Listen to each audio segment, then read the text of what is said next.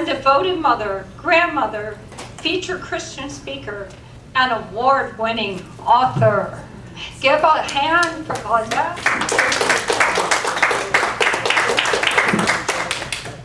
Good afternoon.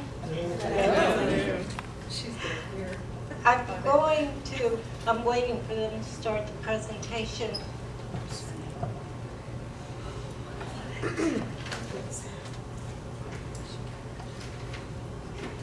My topic is transformation, identify your why. And as we were sitting in the break room, we had an interesting conversation, and we talked about, as women, how we sometimes begin living our husband's or our kids' why. And I call it surrendering to somebody else's why instead of living our why and our purpose. Last year, I was admitted to the hospital. My daughter just looked at me and she said, "I'm taking you to the emergency room." And the only thing I heard was her diabetic reading is over 700 and her brain is bleeding. And then I was out and I didn't hear anything else. But then I woke up in ICU, and I know this is going to seem crazy to some people, but the first thing that came across my mind is, am I going to write again? Because when most people have a stroke, they lose one side of being able to work. And so I said, can I write again? And I told my daughter, I said, bring me my laptop. Now, I'm in the hospital, I'm in ICU, and I'm like, I don't need deodorant or a gown or house shoes or anything, right? I need my laptop. Because after writing 70 books, I defined myself as a writer. And that's who I am.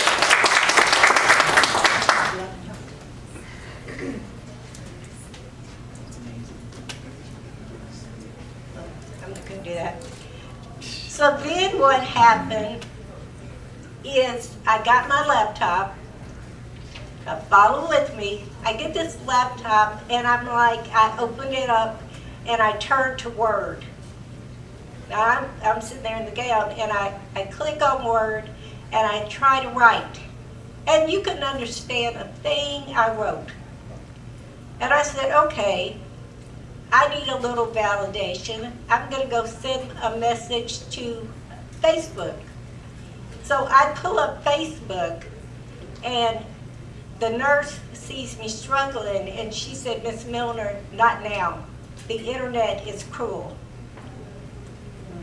So I went through the process of physical therapy and motion therapy and all of this, and the nurse said, what do you need before we released you, for PT? And I said, I need you to walk me outside where there's an incline and let me walk, because on Sunday I'm going to go to church. And the church has an incline when I walk down the block. So I need to practice. So we went outside and we practiced a little incline, and I came back and I was going to PT, and she said, what do you usually do when you do your exercises? Because she could tell that I did exercises. And I said, I usually play, the presence of the Lord and do my exercises. And she said, okay. She flipped on the presence of the Lord, and we went around the building, and I'm doing squats, right? To presence of the Lord, and came back after 3 or 4 times, and I was released. Well, I was supposed to go to PT. And I started looking for the PT, couldn't find it, and I said, well, Lord, I guess I'll do the exercises at home. But what happened is I decided to write book 6 of my children's series. And I wrote it. I did not ask God's permission to write it. I wrote it, and I was so bold. I was like, okay, I gave it to 2 people. I said, review it, write a review. The reviews were horrible. It was cruel. And one other person was a friend of mine that had picked me up from the hospital, and I'm like, I'm angry. Because I'm like, they gave me no empathy, right? They weren't compassion. But you know what? They were real. And at that point, I had to cry, not little tears. I had to cry, I had to sob, I had to lean over, and I had to say, this is my breaking point. This is where you make your decision of what you're doing.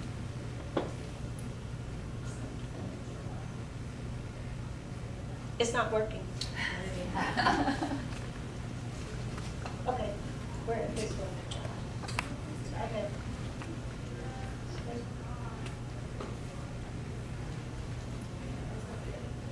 Okay. This was my breaking point. And if you've ever reached a breaking point, you know at this time you have got to define your why. And I had to go inside myself and say, Claudette, why do you write?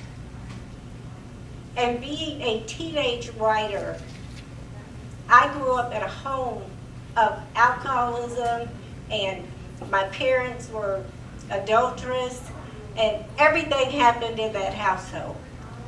But I could not save my sister, but I could give her a voice through my writing.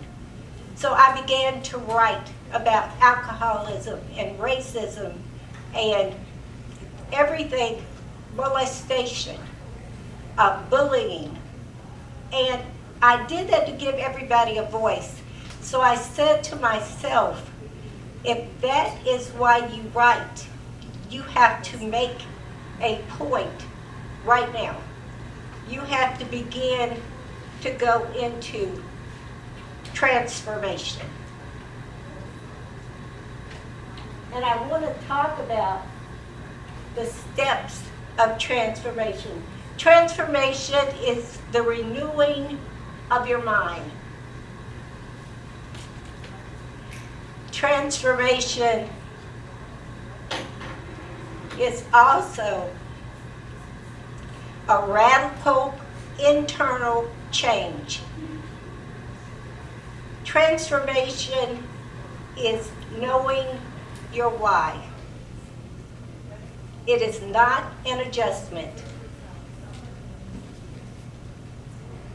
In Romans 12:2, it says that transformed by the renewing of your mind. The Greek word that we all know is metamorphosis, right? We all know that. Caterpillar to a butterfly. But have you ever watched a caterpillar go to a butterfly? It takes time. And that's what we don't want to realize. We think we can become a caterpillar and tomorrow we can fly. Well, we can't do that. That means that transformation may require a new mindset. It may require a new schedule and a new circle and a new version of you. The greatest catalyst is sometimes failure. We don't want to hear that. But the biggest incentive for transformation is failure. Because what failure does, it forces us to ask I question, why did I start? Why am I continuing? Do I stay stuck or do I transform? And this is where you identify your why. What I want you all to do is write down your why. Just jot it down. Because everybody here is here for a reason. But write down your why. Because if you can identify your why, then you can identify when you hit obstacles in your life, then you know what to do next. Write down your goal. Now we can look at short terms. How many people here went to college? How many people changed their major? I changed my major 3 times. And the reason I changed my major was I wanted to be an actress. And especially as a black parent, my parents told me, we put you in AP, you go do something that's going to get you a job, right? So I said, okay, I'm good at chemistry. I'll go to medical school. This was not my why. It was my parents' why. So then I decided I was politically oriented, and why not go to law school? So I'll become a pre-law major. That was not my why. And when I got to my why, it was there that I was rooted. And many times as parents, how many people are parents, grandparents, parents? How many times have you tried to put your why on your child? How many times did Johnny say, I don't want to play football, I want to dance, and you said, no, you're going to play football. You're going to buy me that house. You're going to the NBA, and you're going to do it no matter what you think. And then when Johnny drops out of college the second year, it was because he was surviving on your why, but not living his why. So we always, no matter what we start, we must identify our why. And if you can't put your why to a project, then you shouldn't be doing it.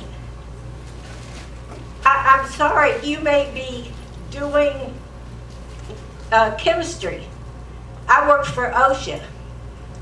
I was chemist for OSHA. I tested environmental sciences. And on the days that I sat there listening to the sanitation crush the cans to see if there was noise control, there was nothing else I wanted to do. Who's the body person? My body wanted to get out and run and go out and write, right? I didn't want to do it, but we did it. So I went through 5 stages of transformation. And these you can implement. You don't just implement them because you have a major life event or you get physical. You implement these 5 stages because you have to in order to face obstacles in life. The first one is introspection. I call it the reality check. After my stroke, there were things that I had to deal with. I had to reduce my schedule because I was out to every book event, every podcast that called. I was doing the most before the stroke. You called me and I was there. I was your yes person, right? I had to accept a slower pace. And that was hard for me. And I had to ask myself, and you ask yourself, are you living with purpose? When did your original dream die. What happened to it? Because as women, we put our dreams on hold. We put our goals on hold while we survive somebody else's goals. And then the most important question was, am I living the life God intended? It's time to choose yourself. It's time to choose you. Because in actuality, what happens is when you choose you, you become a happier person, and then you're able to deal with the obstacles of raising an 8th grader and everything that comes along with it, because you are finding a place of peace. The second step is spiritual growth.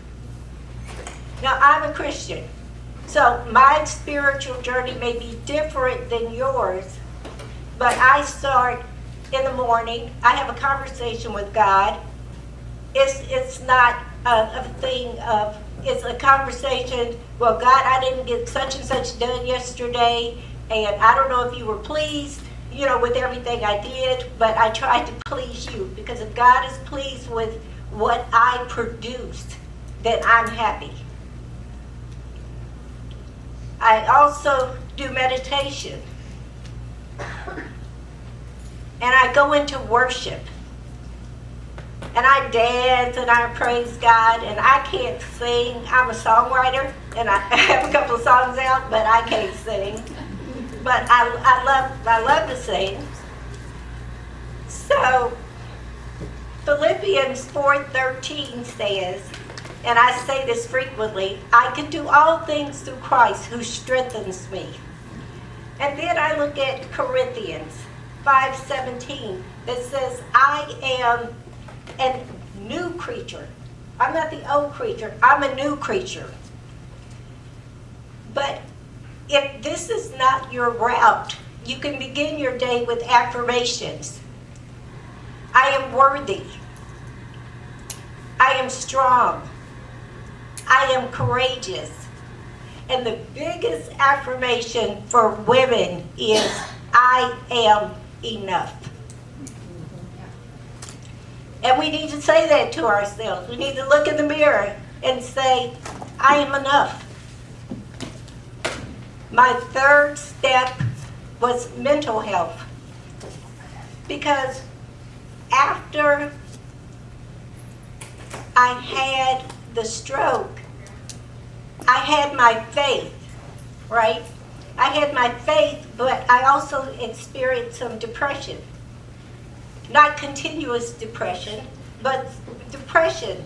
And the hardest thing to do after a life event is allow people to tell you that they know better for you than God.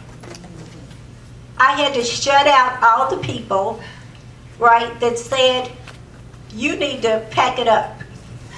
You've done corporate America, you've done radio hosts, you've done all this stuff. You need to pack it up and go to assisted living and pretty much die, right?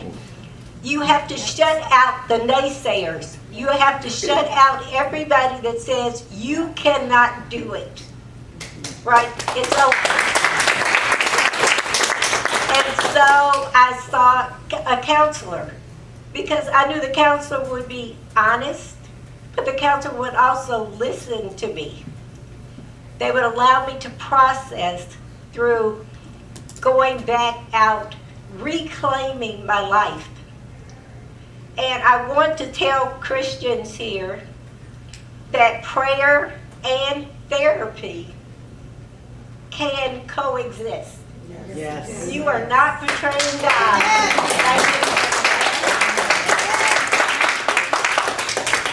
Because ultimately, you cannot transform if you are not mentally healthy.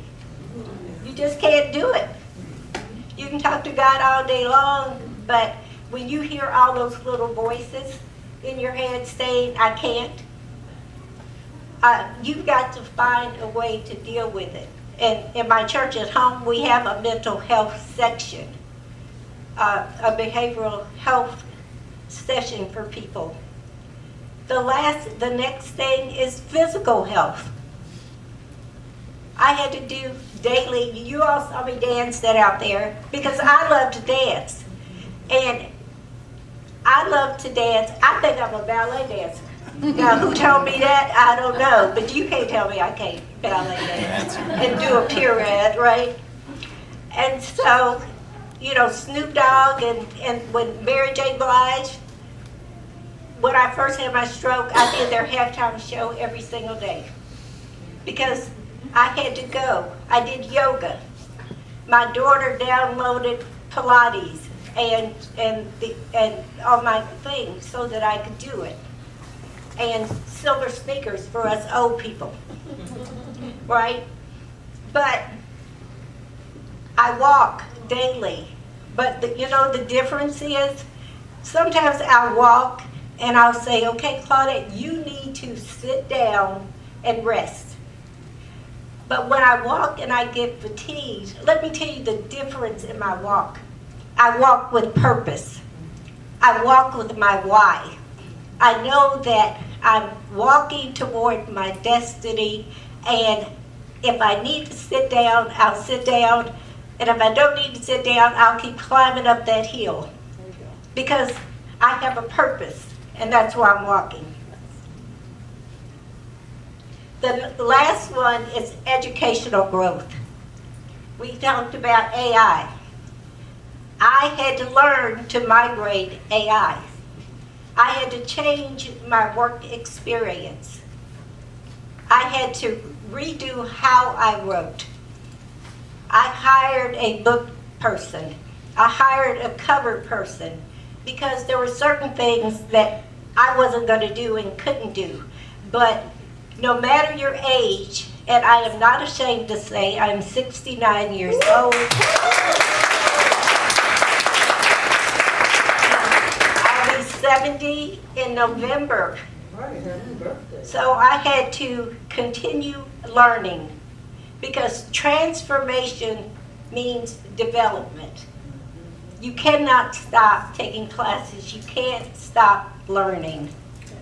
In closing, I am still transforming. Why? Because transformation continues. It is not an event. It's a daily decision. It requires visiting your why every time life challenges you. Every time you face an obstacle in your business, you go back to, why did I start this business? Why am I doing this? Or sometimes we say, why did I marry that man? Or why do we have kids, right? So today I asked you, are you living your why?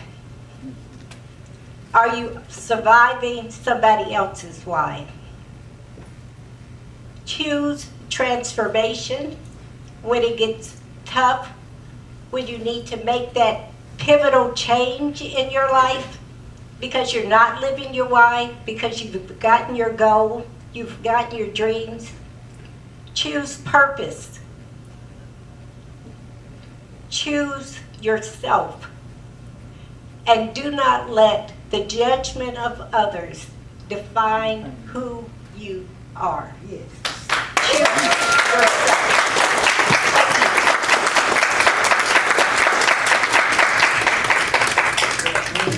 No, we can't let other people determine our life. We're given a gift inside of us, and we need to use it. Yes.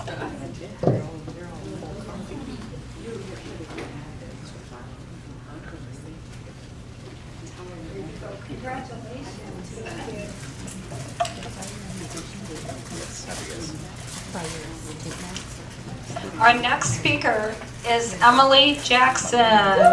Come on up.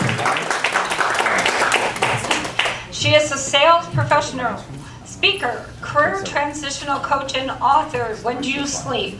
And an experienced conqueror of self-doubt, anxiety, confusion, She helps women to discover the path and purpose of their life. You're a very busy lady.